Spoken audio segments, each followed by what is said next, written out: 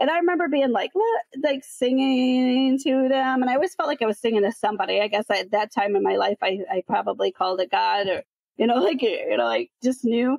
But I know now, I look back and understanding that there was always a connection and a spirit guide there. I wasn't alone, right? I didn't feel alone. Everything is working out for me. It's working out for you, too.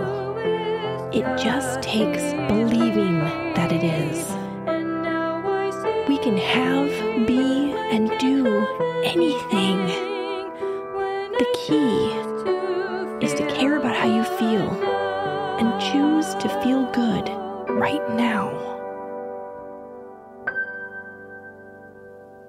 Hey guys, I'm here today with Rebecca Dehate, and she just performed a reading for me that was honestly life-changing. It really touched home in so many ways and touched on some things that I haven't talked about with anybody. So I encourage you to listen to the other podcast when I get it out to you. It's in the works right now, and to listen to that reading that I'm going to share with you guys because it was incredible.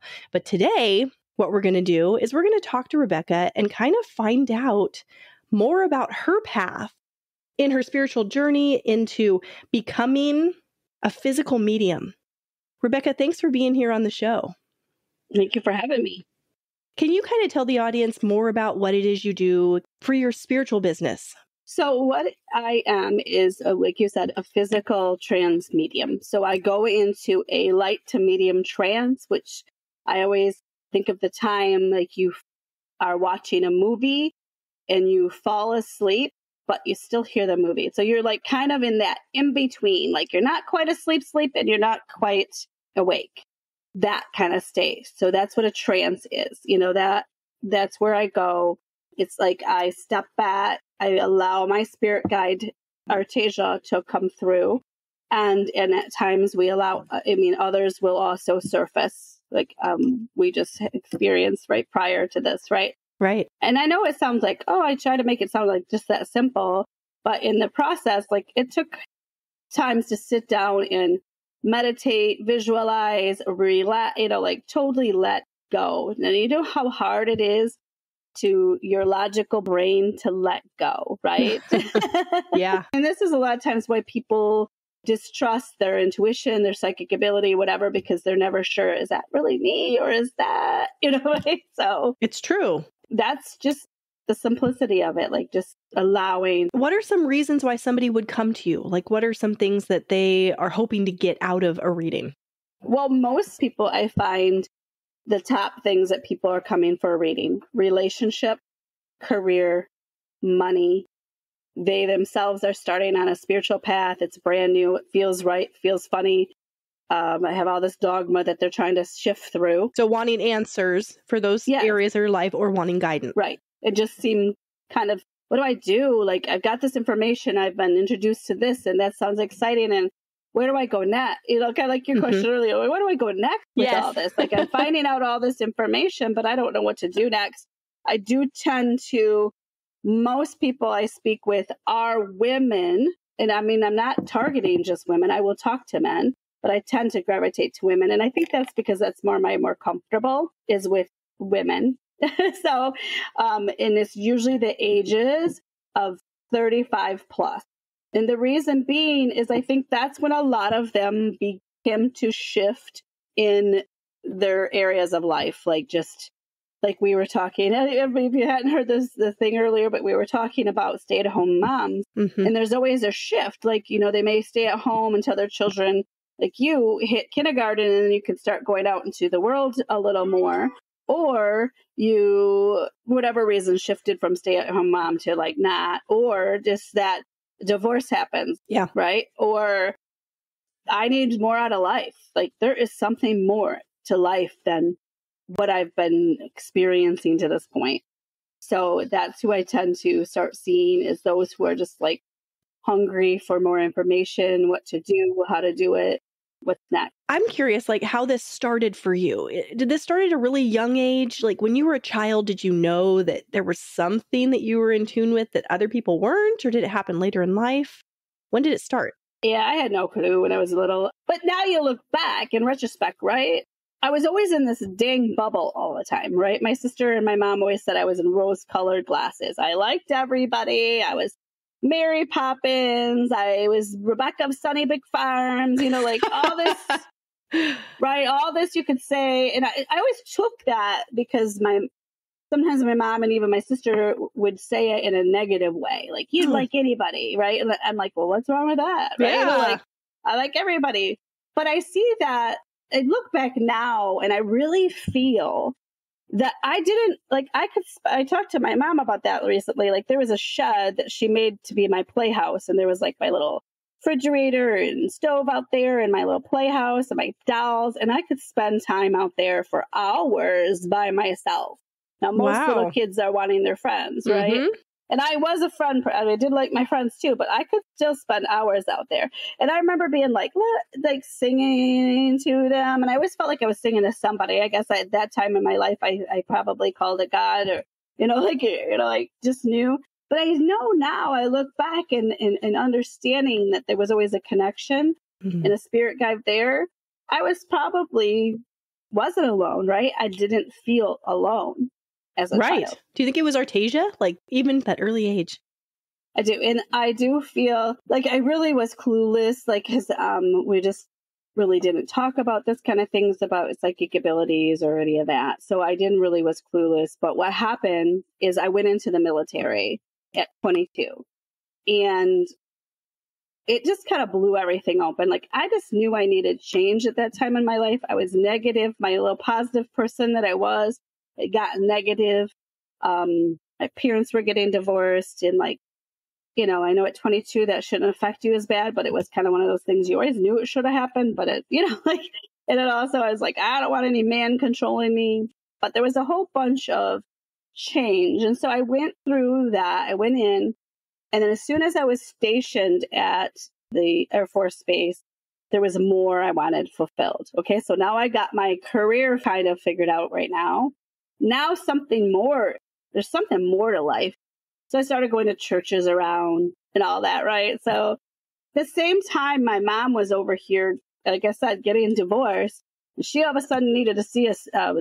She called him a fortune teller at that time. She didn't know what the right name. She was like on a rampage to find out because definitely she just went through a change, right? She was in her 50s, getting divorced.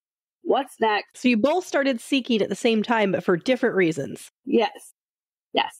And so when I came home, my mom thought, she even said, I thought you were going to think I was crazy. But she started telling me about these people she had met in that, about the psychics. And, I was like just fascinated. And again, little bits and things, I don't know if at that time I had at least saw one tarot card reader in my lifetime, so I had been kind of peeked at it. Mm-hmm. Had remember a friend during tech school, which is you go through basic training in the tech school, this Guzman telling everybody about the experience she had with the Ouija board, right?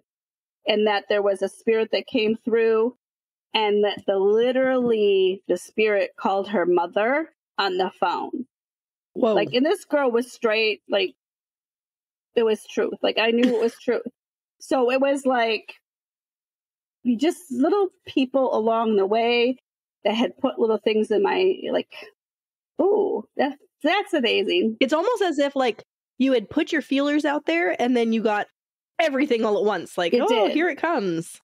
Probably because it had been dormant in you a little bit. And then once you opened up the gate, it came flooding in. Yes. And so I was excited, right? Super excited. I met these psychics because it felt right. Just like how when you had that reading and you said, she's saying stuff that I am only is in my head. Nobody else is knowing this. Yes. When I had my first trans medium reading, and that's what I went to a person who was a trans medium, channeled a Ramel. His name was Ramel, the spirit. And I was I was bawling this. Mm-hmm. My mom next to me doesn't even know this inner stuff. And it was they know me. Wow. Yes. And it felt right. And then from then on, you just kept going, right? You just kept, right people fell into place. And then you start looking back at the different times of literally, I remember a time, before I even knew, right before the military, I went to the bar, right? Like you do, right? And I ticked off somebody on the way in. Like I was driving my car, I splashed him with in a mud puddle. Oh no. And so he was calling me every name in the book when I got out of my car, walked into the bar. And I remember I had this image run across. I'm like, he's going to break into my car. And we had left our purses and things in there. And I looked at my friend Monica and I said, look, I think I should go back to the car. Something's going to happen. She's like, ditched it. Like, no, just stay here. But it happened. Like I walked out, the car had been broken into, my stuff was gone. I knew who did it. Wow. So if you had gone right when you had that inkling, could you have stopped it? But since you didn't go, it happened? I just tend to think that it probably was a good thing I didn't go. Like, who knows how many people he had. If it was just him, maybe I could have stopped it. But if he had a gang of people with him, like, I think, I could have been a bad situation. So maybe my friends at the same time the universe was telling me this is going on, maybe at the same time there's somebody saying, tell her not to go out. So True. I never did. Wow. So that was one of the first times where you received information in a really clear way about something that was going to happen. Yes. Yes. Wow. That's powerful stuff. But, it's just like that. Like I talk to a lot of people and almost everybody has had some type of experience psychically, but either their religion or somebody tells them not to, repeat it, or that, oh yeah, I've had that happen, but just discard it. Don't realize that they can really hone in on that and start to use that for their benefit. I mean, how many times have you had instincts? I don't really want to go tonight to this party, or I really don't want to go here, but you trudge through because, oh, I told so-and-so I'd go. I better go. And then you go and it's like something happens that was not cool. And you're like, why didn't I listen to myself? I know. Actually, I talked about this recently. Somebody I was talking to really had this strong intuition about something that was going on in a situation with another person. And they confronted the person about it. And the other person, of course, denied it because they were non-confrontational. And this person who had the intuition, then instead of believing their own intuition, believed the other person. And I thought, right. Wait a minute, what are you doing? Like, your feelings are your communication from higher power about what's going on. Right. Yeah. Trying to open your eyes. But again, like they talked about me always wanting to put that rose-colored glasses on, right? Right. Dude, I mean, like, there has been times, like, just weird stuff, right? Just weird where you're like, not to get too personal, but there was an ex, and I knew he was seeing this chick, and I just wanted to go find her and talk to her.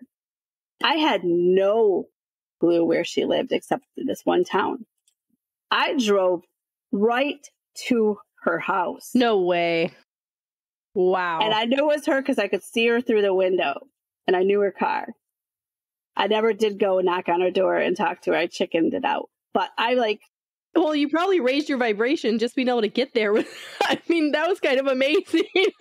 Right. So it's like, oh my gosh. And there would be just different times. And then, like you said about discarding, same guy, remember saying something to him, and I should have paid attention to his eyes.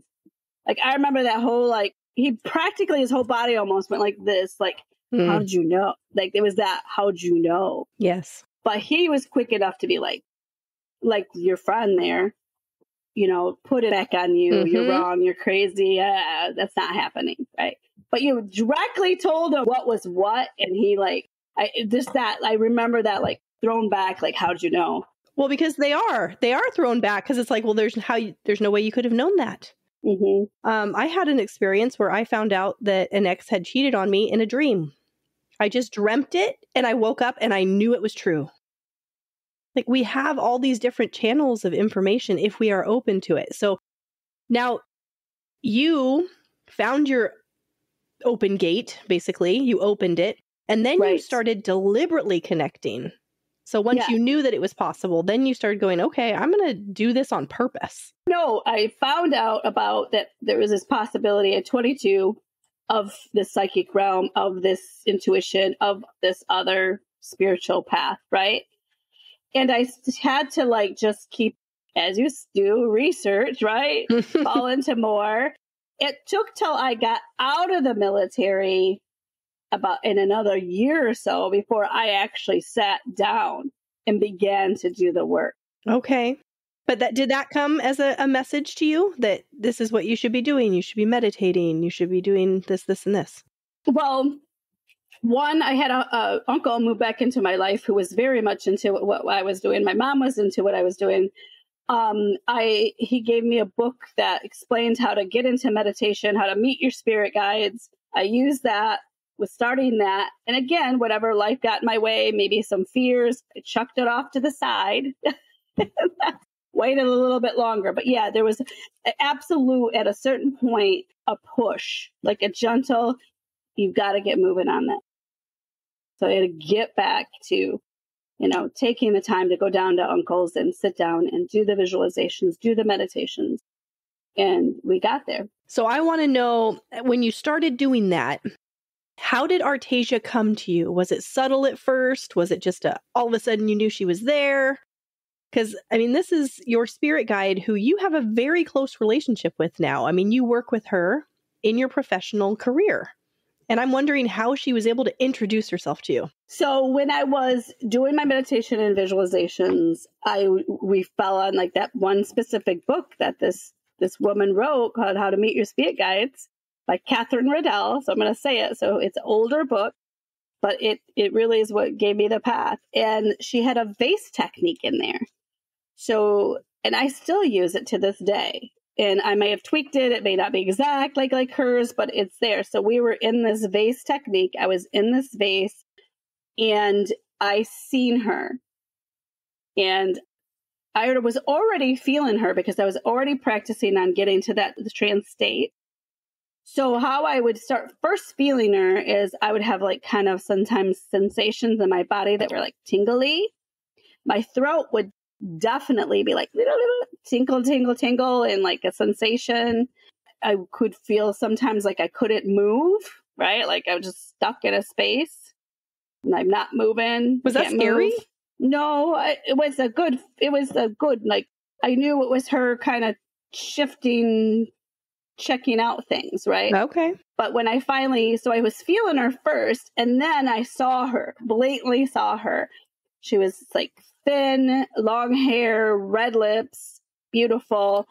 And I was like, wow, okay. And then I went because I'm doubting myself, right? So I had to go through all these doubts. I go to Ramel, the other spirit guide that comes through this Ananka, and ask him. I said, I've seen Artaysia. And he goes, yes, you have. And she looks like this. So he verified. I didn't tell him. He verified it by saying this is what she looked like. And it was like, yeah, I'm not losing my mind. So that's kind of how it transpired. And then from then on, you could connect with her and converse and then started working with other people where other people could talk with Artaysia. Yep. I started practicing, going to, I was so scared. Like I'm bringing this up because so many people who know they have something, like they know, right? And they are scared to come out to people around them. They don't want to be, I don't know. It was just scary. Like I remember one of the first places I was invited to go do readings. I physically made myself sick.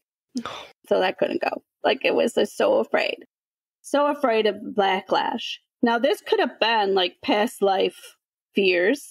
Because sometimes I used to feel like, I know it sounds like I'm segueing a little bit, but I used to want to be part of like a movement, when people took marches and like would stand up for something. But the other part is like, no, I'm staying clear of that, right? There's no way I'm going on that march. And it's just different times, things of like, I think I may have, been burned, one of the ones that were like, a crowd where everybody stands and watches you burn. Right.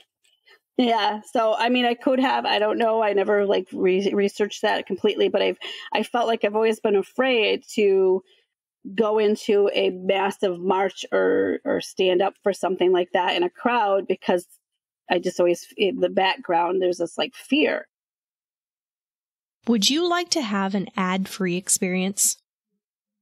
I know you probably have my intro and my outro memorized by now, and maybe you just kind of want to cut out that ad space, this one right now that you're listening to, so that you can just get all of the content of the episode. Well, if that does sound like something that you're interested in, I've put together a Patreon account, and I'm offering all of the episodes I've recorded so far without that extra stuff, so you just get the content. And I'm also going to be offering members early access to the newly released episodes. So I'll be putting those on Patreon several days before the episode releases on all the other podcast platforms. So you'll be able to listen before everybody else. You can find the link to the Patreon in the show notes. And I'm also going to post on social media, so you should be able to find it on all of my pages there as well. I look forward to getting to know all of you guys better and engaging in some co-creating together. For now, I'll just get back to the episode. See you on Patreon. So I think just recognizing that, knowing that's a possibility, I guess I mentioned that because it's like I had to push through that in order to be able to be out there, put myself out there. So you overcame it. I did, definitely, and I had friends that were scared, I don't know if I can be your friend. Wow. My pastor said it's probably not good. And, so a lot of like judgments and lessons. And then in the end, though, I just kind of like, well, this is me.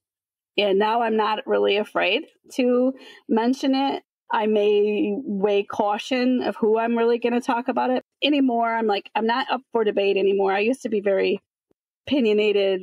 I know now you cannot change people's minds, right? So I'm not up for the debate. If you want to talk and discuss, and if you have like legit questions, like I don't expect you to take what I say as truth. You need to feel that. And I like you to be skeptical, right? Because I used to always hear that saying about, a lot of times people would say it with the biblical, like if you don't decide to believe in some type of religion or faith, you're going to believe anything, and then that's going to take you down a bad path, right? If you remember hearing that kind of stuff. Sure. So I feel that the same way, like be cautious, listen to yourself. Every spiritual realm, there is people out there that isn't really resonating in a right frequency, right? Like in a very positive frequency. So do come to me with skepticism, but don't like attack me. I'm not going to discuss it. Right? Yeah. No, I understand that. This is actually, it's making me think of the conversation that I had with Artaysia the first time around. Mm-hmm. She expressed to me that she's been encouraging you to put yourself out there more, mm-hmm. to bring some light to the work that you do. And now hearing you talk about it, that's come full circle for me understanding that because mm-hmm. of the fear and the judgments, the past life experience, all of that was playing into maybe some resistance or hesitation, and you fully coming out and being like, this is who I am and this is what I do, and being open to sharing that with everybody, because there's no way around it. You are going to get some people that don't get it, and they're going to judge you or be mean about it. Right. And who wants that? I totally understand why you would hesitate, because that doesn't feel good. And I have to like really look at it, like, because I am one that tries to be in the positive, even though, we all have our negatives at times. When I did put myself out there, nobody came and did anything. Like, I have some friends with stories that like people picketed them. They had a witch store, and they were open about who they were, and people in that community, like, they felt attacked, literally. But I put myself out there, in the past, and nobody attacked me. Even what my friends said wasn't really an attack. I might have took it personally back then as an attack. Sure. Because it was a friend. But they didn't come off like screaming at me. They just were like fearful, right? But because we stayed in connection, obviously we worked all through it, had decent conversations. those ones came full circle. They were like, oh, it's okay. You know what I mean? Like, is this the friend that you were telling me about where now she is also an intuitive? Yes, but she never came at me. Like, she never came at me and like, what are you doing? Are you in a cult? Or none of that. She just kind of like observed and watched, like, so again. But she had her own fear? Yes, we all do. Yep. Okay. But now she's also involved in an intuitive lifestyle. Yeah. And you helped her with that. Is that right? Am I remembering that correctly? Yeah. In the essence of that, I put myself out there and wasn't afraid. Well, she doesn't know I was afraid, but I just kept doing it. You didn't show it. I was scared, but like I still felt like I had to do this, right? Yeah. And like, so me being willing to helped her know it was okay to step out there as well. That's and I awesome. don't think she's had any attacks either, like nothing major. Well, and then we talked about how when you work with people, sometimes just you working with somebody opens up their own intuition, their own gifts start coming out after they've met with you. Can you speak to that a little bit? How does that even work? I think it's just, if I'm walking in the path of openness and giving and receiving, then you're going to feel that. And sometimes it happened to me too. Like, just sometimes simple conversation with somebody that they didn't even know the one sentence they said changed the trajectory of things. I give an example of something that stands out for me, and it doesn't really have to do with the psychic, but it does in a way, right? Okay, so they had a boyfriend who's probably that same one I was having problems with, right? And so that trouble guy. So I like to hang on for a while, right? So I don't want to listen to all the signs that are hitting me in the head, but so I do think spirit comes through. And so it does relate to the question you said about, like, even if it is not about intuition, I think that the spirit uses people around you so you hear them. So I was not listening, right? And still like hanging on to this guy. And I was unhappy though. And I must have said something, must have grumped, whatever. And this girl that I worked with just point blank said, basically, you're young enough to change that. That one sentence changed everything for me. You're young enough to change that. She was my age too. Like, she was just maybe younger than me. And she had changed. Like, she had been through married to somebody and divorced. So like, I wasn't even married to him. Why are you staying in it? Right? So one sentence, right? Universe used her, one sentence. Yeah. To get me to think. And I eventually did like let go of that. Right. So I think that it's because we are all connected. Like, back to that question, how is it that you can change one person? Like, because we're all connected. Yeah. You don't accidentally walk into a surface around anybody for no reason. Like, there's this, even the negative. And I mean, I see sometimes people will post everything I do turns to crap, or, and I want to reach out so bad sometimes. And sometimes I have, and say, sometimes it's how you interpret it. Like, if you keep thinking it's shit, you're going to keep drawing shit. Right. That's right. But, sometimes you just need to shift that. Like, not one experience that came into my life can I say that wasn't a reason? Yeah. Serves some kind of purpose. Right. And sometimes it was a very brief experience, like a very one word or two words from somebody that just shifted everything. Well, I think it's cool that when people work with you, you open things up for them in this spiritual awakening kind of way. And actually, after I talked with you on the phone, I haven't even told you this yet, but after I talked with you and we were kind of organizing our thoughts for this episode, things started happening to me the next day. Wow. Not like you would think, like receiving messages or anything like that, but there was some kind of spiritual communication happening through a toy of my kids. I should go grab it. Let me grab it. I'm going to show you. Hold on. Okay. So this elephant toy, it has a little button on top. When you push it, it makes that little noise. Well, after I talked with you, that thing was going off at random times for like 3 days. And my husband kept saying, maybe it needs new batteries or, trying to justify it in some way. Right. But it happened for like 3 days and then it stopped happening. And it hasn't really happened since. So I don't know what that is, but it was cool. And I connected it with you just because you and I had talked about that, how things open up. There it goes again. So I just wanted to share that with you because I thought that was so awesome that it was something that happened in my life after talking with you. Yeah, that is cool. And I think, like they just, whether it was it's spirit just saying we're here. And it would be interesting if we could have noted what you were thinking. I know. At the time that you did that. I know. I should have been more aware of that. If it happens again, well, I mean, we're talking right now. So who knows what's going to happen tomorrow, right? Right. So one other thing that I wanted to touch on, because I really thought that this part of your life story was really interesting. And that is that you were adopted. Mm-hmm. And you shared with me that your connection with your adoptive mother is very special and that you have shared several lifetimes with her and where you have chosen to be daughter and mother. And in this lifetime, it was through adoption. Mm-hmm. I think that is so amazing. And anybody who is adopted, I wanted you to share that just because sometimes being adopted comes with a lot of baggage and grief and hurt and anger. But looking at it from your perspective where it was a choice is really amazing. Right.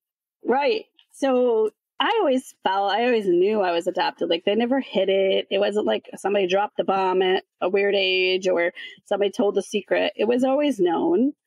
And, if there's like trauma or upset with my parents, it was normal. I'm going to say, quote unquote, normal dynamics of a family. Do you know what I'm saying? The jealousy between me and my sister, why dad like you better than me? Why did this happen? Those normal things, like your parents react a certain way. Dad always reacted by ignoring me, like, and sensing that, like, oh, I sense to stay away from dad. Like, right? That gets where he wasn't being mean to me, right? So mom, like once we had that, especially that connection of like, she led me to the spiritual realm. That's when we began to realize like how many times we had actually been connected. I mean, people would say we looked alike. They would think we were lying when I said, well, it's funny, I'm adopted, because we both had blue eyes, lighter skin, light hair.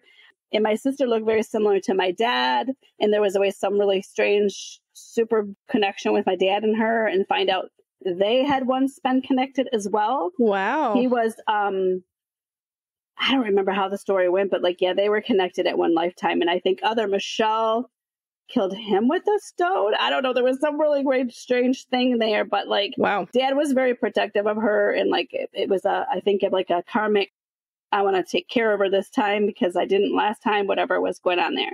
But, so we find out, that mom and I over and over come back to each other, and I either died in birth or she died in birth.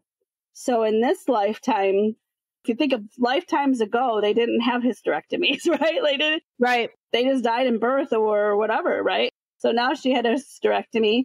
She chooses to have children, and I choose to come to her that way. Wow. It's just so amazing to me. Like when we found that out, it made sense. Like it made sense why we're so connected.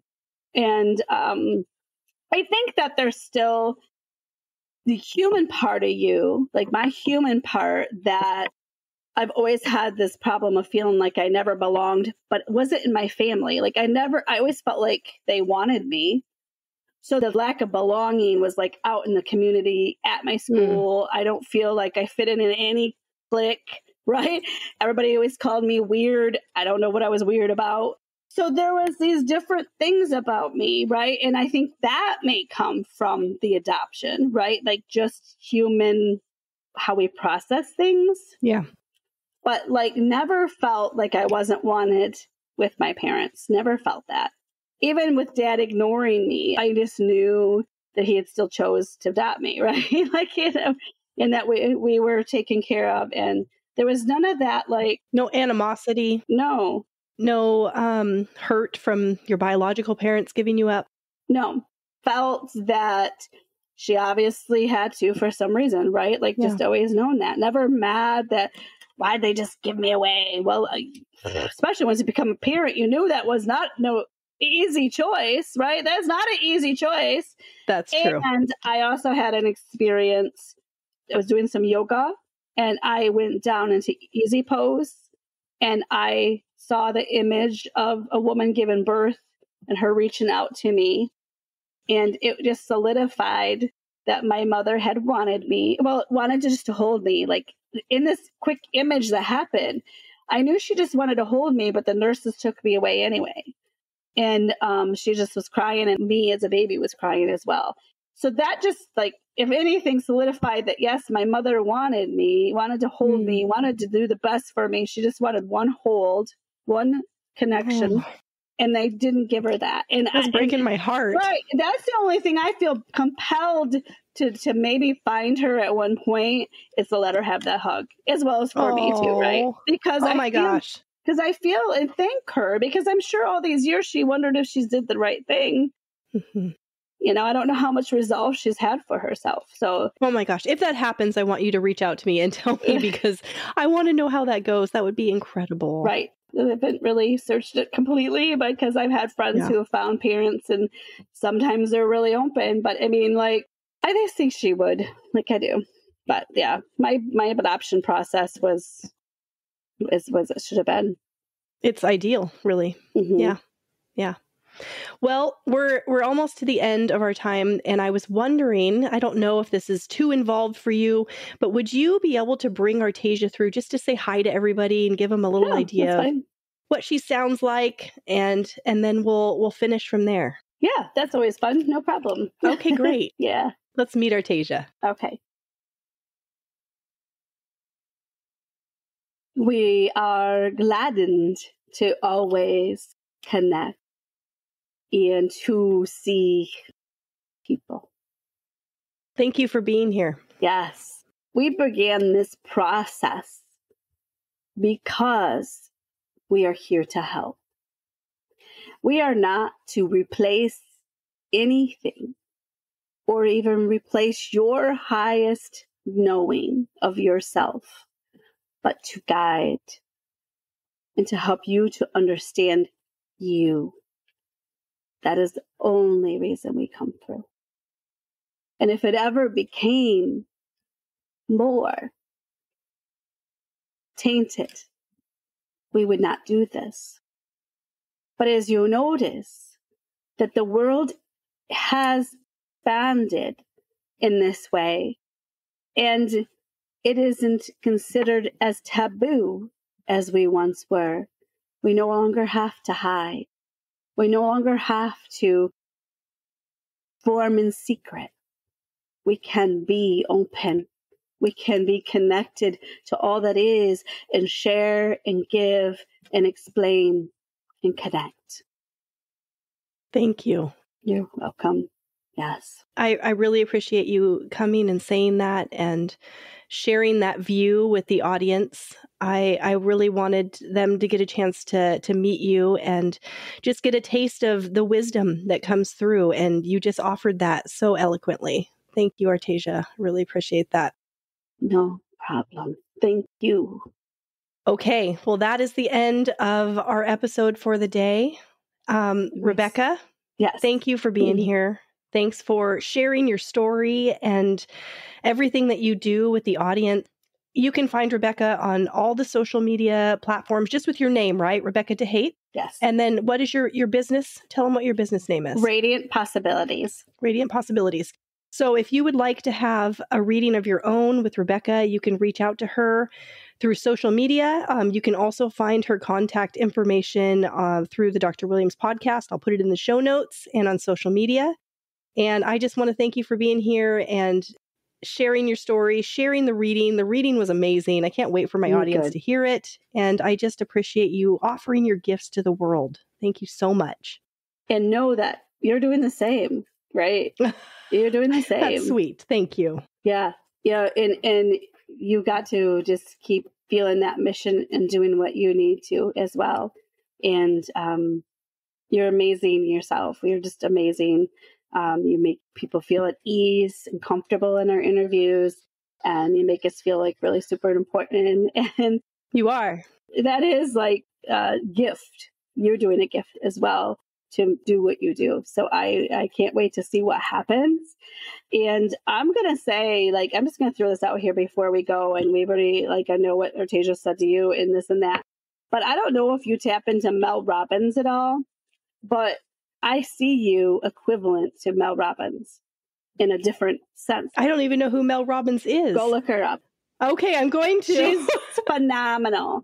She has, and she right now does this podcast like you, and she often has guests on. Sometimes she'll just speak from her own heart, what's going on with her. And she's very much into self-growth. She's had an experience that she's been where she lost everything, almost foreclosure in a house, built herself back up. And right now her podcasts are usually about self-healing, and everything she puts out there right now, I feel like, oh my gosh, she's speaking to me, right? Yes, I love that. So she's very much at an international level as speakers, and I see you being the same. Wow. Just check her out, and I want you to see yourself at her level, if not on her podcast, right? That would be amazing. It would be amazing. And I've even pictured myself on her podcast, so let's do it, right? Let's do this thing. Like, somehow get Mel Robbins to recognize us, because she's phenomenal, and like, she's real. Like, she may be known, quote unquote, but she's real. All right, I'm gonna go add this to my vision board. Like, it's gonna happen. Yes. All right, everybody, stay tuned for that. Me and Rebecca are going to be on Mel Robbins' podcast. I can't wait. Yes. There we go. If you're enjoying the podcast, you can show your support by leaving a rating and a review on your favorite podcast platform. You also can follow Dr. Williams' podcast on all social media platforms and subscribe on YouTube and by going to www.drwilliamspodcast.com. Deliberate creation is the key to living life satisfied. And that is my wish for all of you.